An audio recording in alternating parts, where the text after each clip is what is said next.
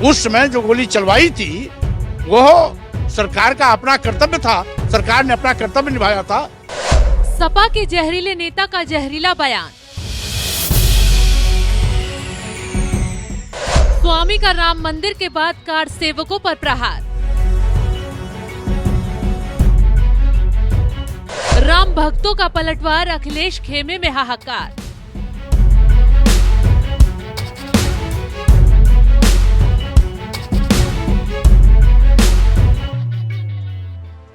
ये हैं अखिलेश के जहरीले नेता। जुबान खोलते हैं तो हिंदुओं के खिलाफ जहर उगलना शुरू कर देते हैं। अब इन्हें राम नाम से इतनी तकलीफ है कि मौका मिलते ही उठपटांग बयानबाजी कर माहौल गरमाना शुरू कर देते हैं। इस बार तो स्वामी प्रसाद मौर्य ने हदें ही पार कर दी। कार सेवकों पर ऐसा बयान दिया कि पूरे देश में कोहराम मच गया। उनके बौखलाने की वजह उजागर करें, उससे पहले जनाब का कार सेवकों पर जहरीला बयान सुनिए।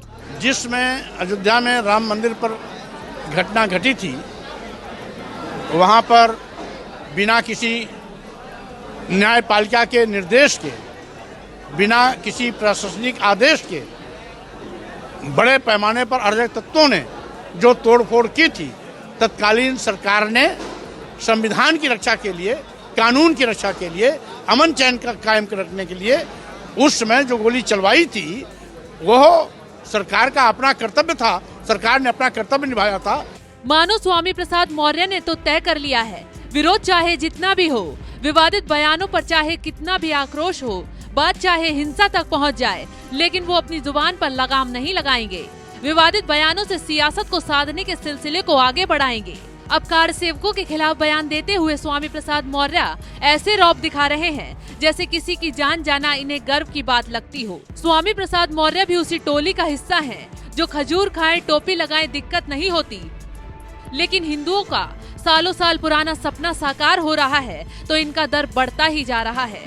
खैर, जिस पार्टी के नेता हैं उसने जब जब सत्ता पाई, कार सेवकों पर अत्याचार की बयार ही चलाई। यही वजह है कि राम मंदिर निर्माण की कहानी आंदोलन से लेकर खूनी संघर्ष से भरी रही। आज से 33 साल पहले अयोध्या के हनुमानगढ़ी जा रहे कार सेवकों पर गोलियां चलाई गई थी, और जब ये गोलियां चली उस वक्त मुलायम सिंह की ही सरकार थी। जैसे अभी कार सेवकों के लिए स्वामी प्रसाद मौर्य जहर उगल रहे हैं, वैसे ही नफरत का गुबार उस वक्त मुलायम सिंह के मन में था, और यही गुबार अब जहरीले बयान देकर स्वामी प्रसाद मौर्य बाहर निकाल रहे हैं। अब स्वामी प्रसाद मौर्य जहर उगलेंगे तो कैसे राम भक्त उन्हें छोड़ देंगे। एक के बाद एक संतों ने स्वामी प्रसाद मौर्य को धोना शुरू कर दिया। आईना दिखाते हुए कह दिया, स्वामी प्रसाद मौर्य पागल हो चुके हैं या फिर विक्षिप्त हैं। ऐसे व्यक्ति का सरकार निश्चित रूप से इलाज करे, नहीं तो हिंदू समाज भी इलाज करना जानता है। ये हमारी सहनशीलता की परीक्षा ना लें। इनकी पार्टी को इन पर कंट्रोल करना चाहिए। अखिलेश भी कान खोलकर सुन लें, वो सपा का दौर था, कार सेवकों पर गोलियां चल गई, लेकिन ये राम भक्तों का दौर है। समय का पहिया घूम चुका है। राम भक्त हिंसा से नहीं, भक्ति से प्रहार करेंगे, और स्वामी प्रसाद मौर्य हो, अखिलेश यादव हो, देखते रह जाएंगे। खैर, स्वामी प्रसाद खुलकर विरोध कर रहे हैं तो उनके गुरु अखिलेश पर्दे के पीछे डटकर राम के विरोध में लगे हैं। बार बार मंदिर निर्माण पर झूठ फैलाते हैं और आखिर में पकड़े जाते हैं। राम मंदिर पर अखिलेश की पोल तो तब खुल गई जब वीएचपी के कार्यकारी अध्यक्ष सामने आए और कह दिया अखिलेश को निमंत्रण गया है। ये सुनते ही अखिलेश की हवा टाइट हो गई, क्योंकि झूठ पकड़ा गया। फिर क्या था, बौखलाहट में जनाब उल जलूल बयानबाजी पर उतर आए। अखिलेश को बयानबाजी किए देर नहीं हुई थी कि स्वामी ने सपा के एजेंडे का भांडाफोड़ कर दिया। बता दिया पार्टी हिंदू विरोधी थी, हिंदू विरोधी है और हिंदू विरोधी ही रहेगी। अखिलेश बार बार आंख दिखा रहे हैं, मीडिया के आगे अपने नेताओं की बयानबाजी पर रोक लगा रहे हैं। बावजूद इसके भी स्वामी प्रसाद मौर्य हैं कि सुधरने का नाम नहीं ले रहे। एक दो नहीं बल्कि बार बार हिंदुओं पर प्रहार की झड़ी लगा दी है।